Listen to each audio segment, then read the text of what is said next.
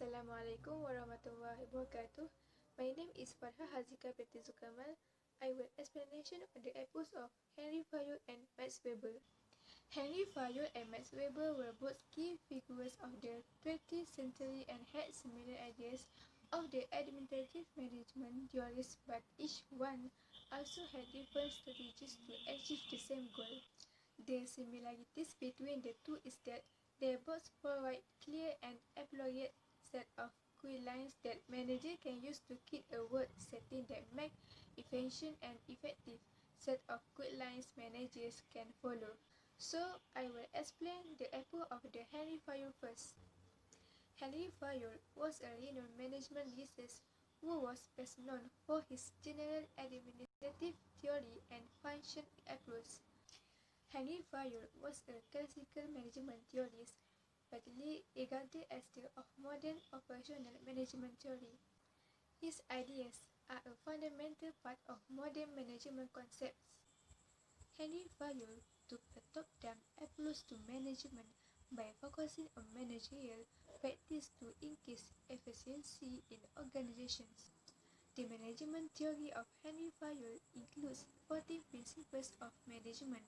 The Fayol's 14 principles of management is division of work, authority, discipline, unity of command, unity of direction, subordination of individual interests to the general interest, remuneration, centralization, scalar chain, order, equity, stability of tenure of personnel, initiative, and esprit de corps. From these principles, Henry Fayol concluded that management should interact with personnel in 5 basic ways in order to control and plan production. According to administrative theory of management, the 5 basic elements of management are planning, organizing, commanding, coordination, and controlling. For the epoch of Max Weber believed in the theory of bureaucracy and had 5 different principles on how to achieve authority. The most notable contribution Weber provided to modern management was the creation of the modern bureaucracy. Weber's principles of the ideal bureaucracy are shown. Max Weber kept the bureaucracy theory of management, which focused on the theme of rationalization, rules, and expertise for an organization as a whole. Weber's theory also focused on efficiency and clear rules in an organization, meaning that management in organization should run as effectively as possible with as little bureaucracy as possible. Weber identified 6 characteristics or rules of a bureaucracy. The characteristics of the bureaucracy is hierarchical management structure, division of labor, formal selection process, career orientation, formal rules and regulations, and impersonality. That's all from me. Thank you. Viewpoint about approach in today's contents of Max Weber and Henry Fayol's management our theory. Max Weber was a German psychologist who agreed bureaucratic was the most irrational modern private business to public officials could be operate in. His bureaucratic theories influenced in political leaders into 20th century. His theory management also called a management of bureaucratic to stretch and firm distractions of power. Viewpoint of Max Weber today is meticulous record keeping and hiring based solution or specific qualifications. According to Max Weber, leader should take notes every position current to concern that involved to the company. In the way it can refer, do it later and handle this issue. In addition, the worker can track and record their daily assignment and progress. Manager also have right to know his employee for using or abuse this. For hiring candidate or employee by qualifications, based the ideal candidate skill with exact skill recruitment for positions should be higher for ensure best result. The proof of this theory of work provide the realizations only that may provide some useful insights and alternative approach to this issue. Viewpoint of this approach of nationalist economy factor the best in economic interest populations. As viewpoint approaches today, the Max Weber make a best efficiency in a management for real meaning to participants the struggle. This movement will not only look for the economic change result of the independence, how the independence idea was interpreted. I will continue the viewpoint about the epos of Henry Fayol in today's context. The viewpoint about the epos of Henry Fayol in today's context is Fayol's status of management help us understanding the function of managers in any type of organization. The work of Fayol forms the basis of management theory and practice still in use today. Further, this explains how Fayol's functions can be switched to a variety of managerial and organizational contexts. It is the combinational property of flexibility and authority that made Fayol's functions relevant today, even in a predominantly service economy. Managers today have had to learn to plan and organize better than before in order to offer service beyond the physical product. They had to learn to become stronger leaders in order to pass away from traditional bricks and mortar markets and have had to learn to be resilient in ensuring a smooth transition. These four functions have been so extensively used that management today is virtually synonymous with them. Furthermore, they allowed managers to become organizational aspects rather than skills aspects. Fayolism consists of the 14 principles of management. The 14 principles articulate the types of tasks that managers are supposed to do. These 14 principles are still used today, but how they are used varies with the firm's use of technology and its culture. For example, that stress individual outcomes will have different compensation systems than those that are focused on collective or good outcomes. The 14 principles represent the first real and able management theory that could be passed on to other managers and organizations as a successful basis to build efficient management. That's all from me. Thank you. Hi, my name is BINTI NORMAHAZAM. So today I will present my part, which is a related example of management in Henry Fayol and Max Weber.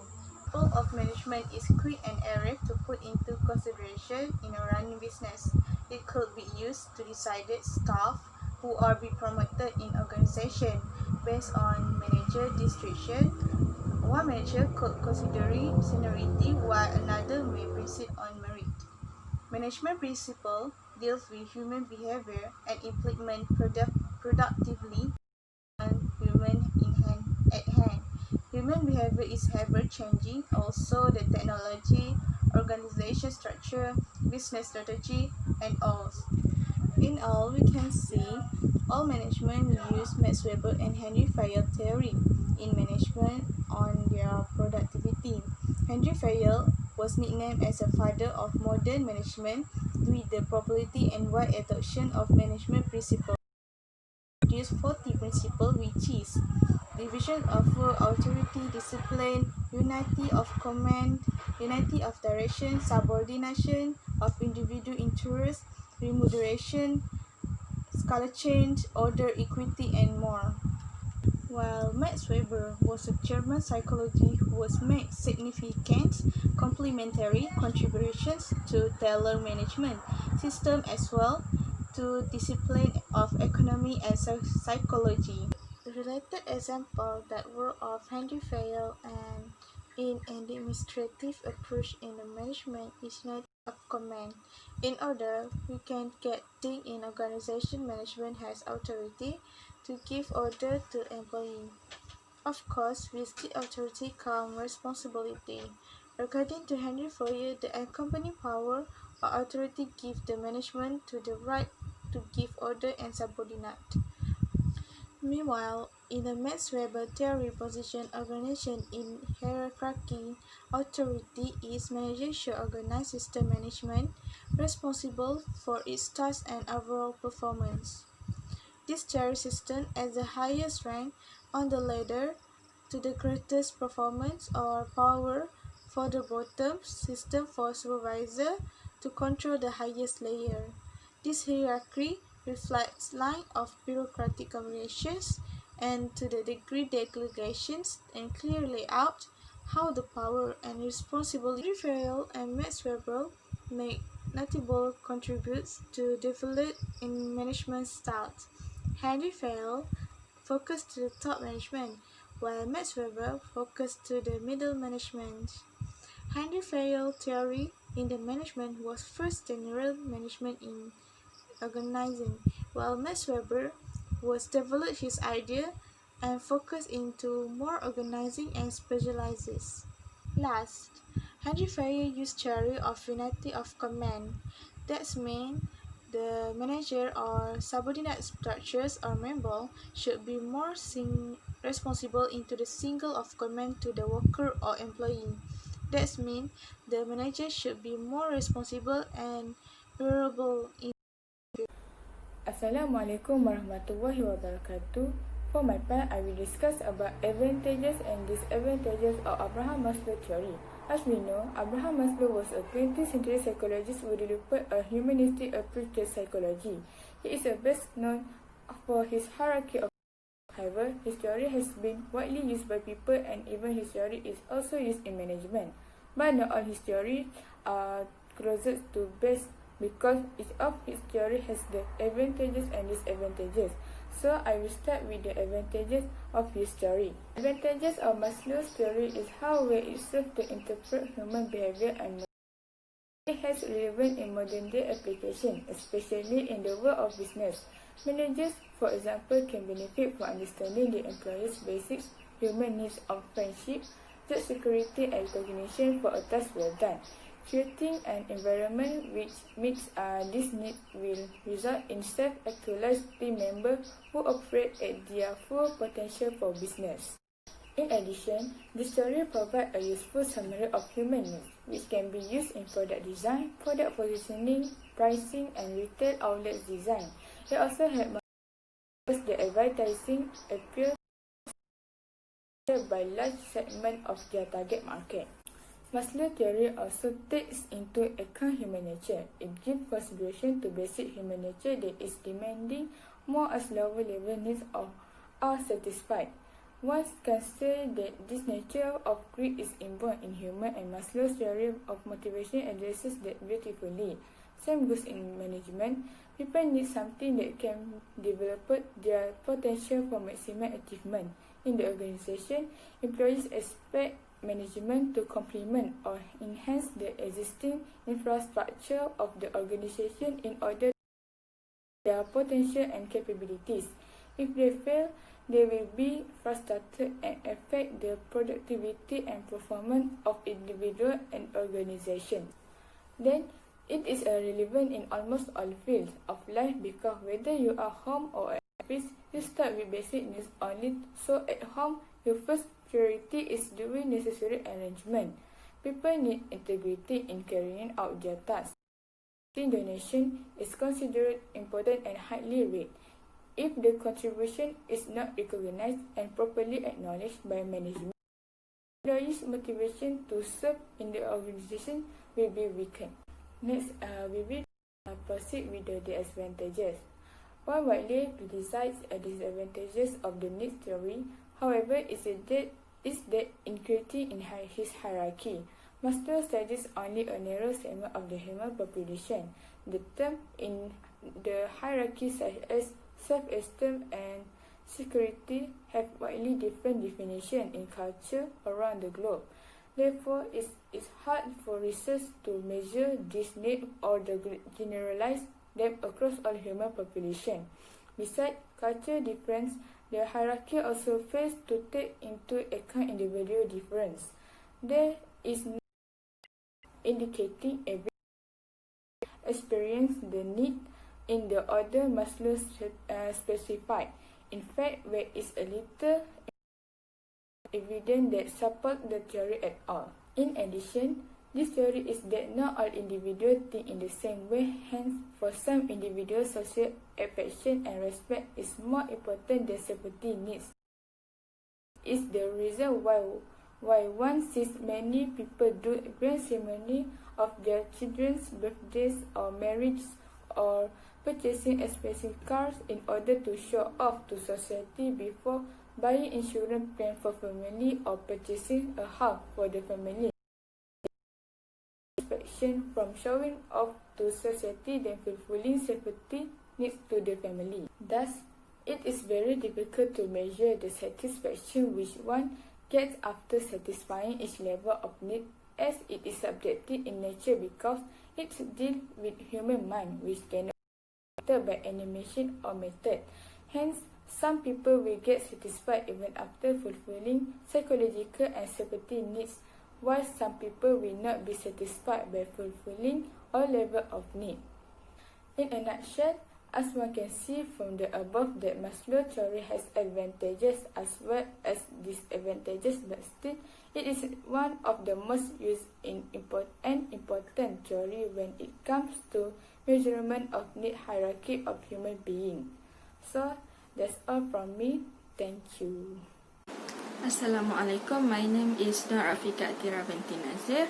I'm going to talk about conclusion. In conclusion, Henry Fayol and Max Weber administrator on their own way. They gave base to a modern administration. Does not matter if the enterprise is bureaucratic or classical, like vertical or horizontal enterprise.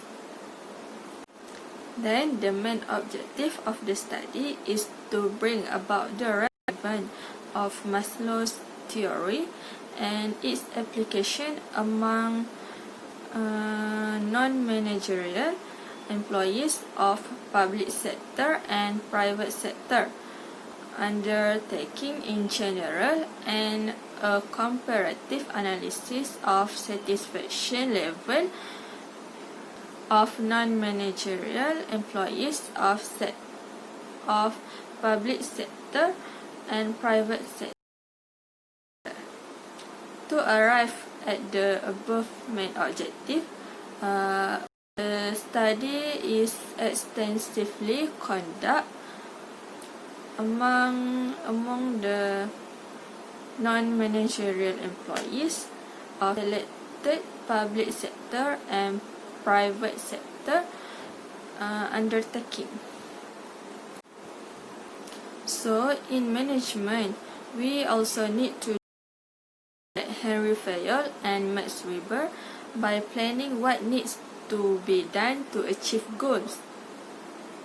Then we need to follow Abraham's steps by finding out what humanity needs and finding a solution.